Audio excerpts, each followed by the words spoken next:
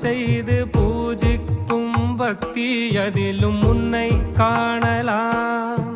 பசி என்று தன் முன் வந்து கையேந்தி கேட்கும் போது தன் உணவை தந்தால் கூட உன்னை காணலாம்.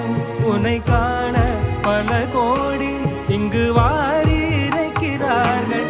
எளிதாக உன்னை சேர இங்கு யாரு நினைக்கிறார்கள். அலங்காரம் அதில் நீ இல்லை, அகங்கார மனதில் இல்லை. துளி கள்ளம் கபடம் கலந்திடாத அன்பில் இருக்கிறாய். உணர்ந்தேன் உனையே உனையே மறந்தேன்.